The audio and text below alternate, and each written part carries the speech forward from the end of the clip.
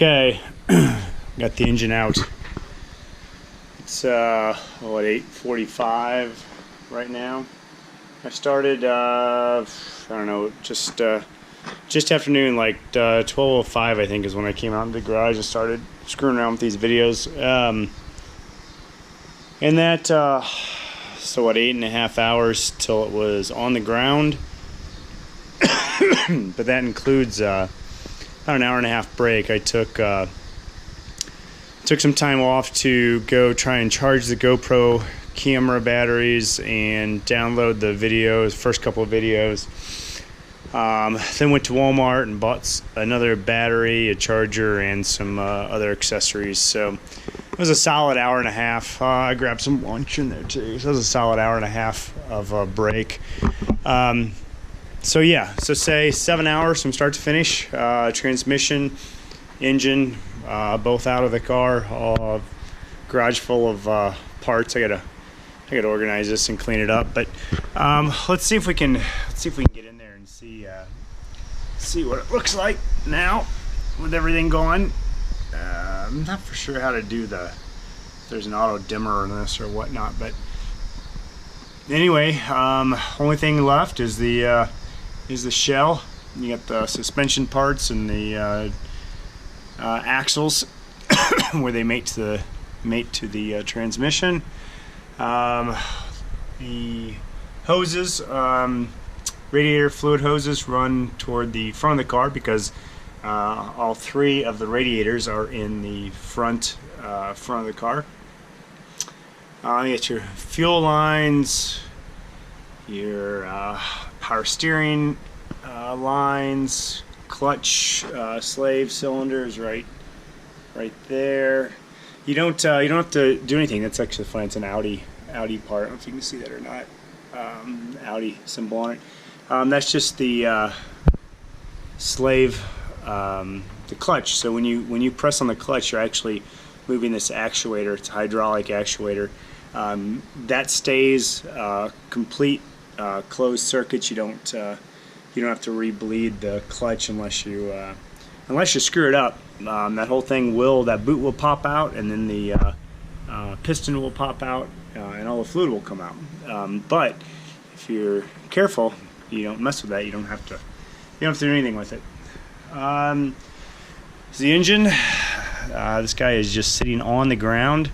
It's really the only way you can get it out of the car unless you lift this thing even higher.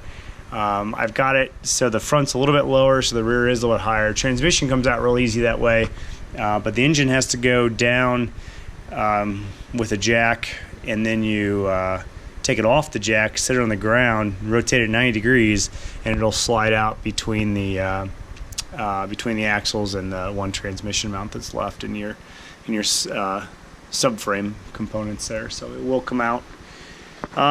Everything looks fine, dirty so far, but fine. I am under the impression, because I have receipts, that it does have a newer clutch in it from, I think, 2013 or 14, which is nice. So I shouldn't have to do anything with that, although there's no reason these clutches can't go a lot further anyways. I think he replaced the clutch because he changed out the IMS bearing. So that was just done because they were in there. But I'll pull all this off. I do need to do a new rear main seal, so the the clutch will have to come off. You have to use all new bolts when you do that, so I'll have to order the bolts for the flywheel, for the clutch basket, and the clutch plates itself. So I'll order all new bolts for that. Here's 1 through 3. That's more than likely the culprit. That's where I'll start. It does look like he has a new water pump on. So a lot of times what happens is the water pump will fail and overheats. There's problems. It's the first thing people do is replace the water pump. This looks like a brand new water pump. There were blue markings on. Let me see if I can get this light here. It might help. Let's see if that helps. Oh yeah, that helps. So there are little blue markings on all the bolts for the water pump, all the water radiator fluid lines, if you will, going up to the front. So somebody had just been in here recently. There's no dirt on it at all. So I assume that he had that replaced, hoping that it would take care of it. It actually was quite interesting because when I pulled the radiator drain, the radiator fluid was clear, and I was like, what?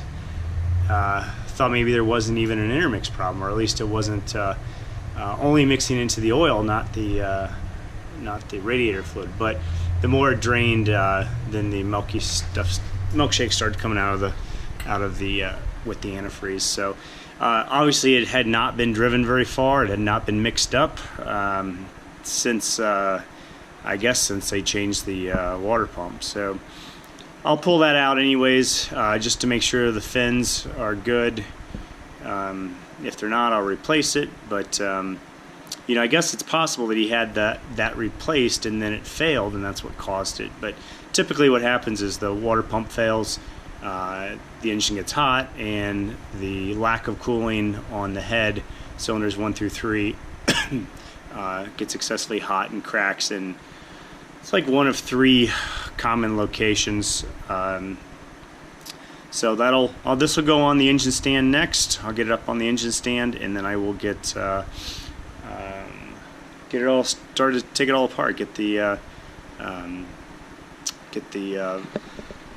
camshaft covers off, get all the goodies, accessories off.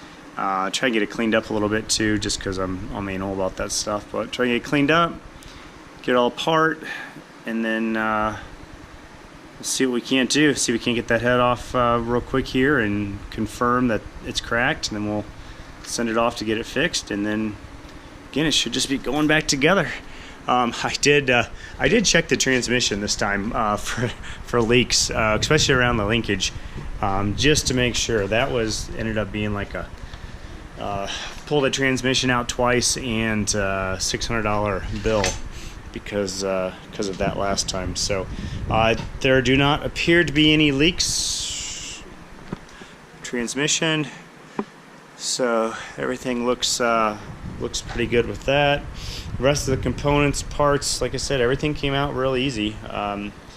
Even though this car is 16 years old, I guess spending its life in California, it did not. You can get maybe a good look at the milkiness of the oil and everything.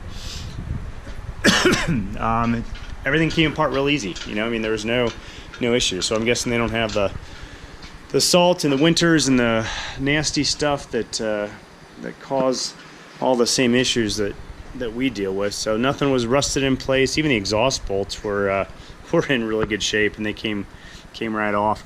So I think I was mentioning earlier, the air conditioning pump stays in the car. So that comes out. You lower the engine, and that kind of lifts out from its little hole. So that will stay in, and this is what it looks like with nothing left in the car. So just a big hole to the bottom. So it's, I don't know, I mean, relatively easy. This one came out obviously even easier than the first one, but everything was very familiar to me, and no surprises. Nothing I didn't expect. Nothing nothing that was more difficult than I expected. Everything actually was really pretty darn simple. So that's really all I gotta say. So I'm gonna get the garage cleaned up. I'm gonna get this engine cleaned up, get it put on the stand, and I'll make another video once it's on the stand. I get the garage cleaned up. I'll come back and we'll start tearing into taking it down, taking the engine apart, see what we can find. So thanks for watching.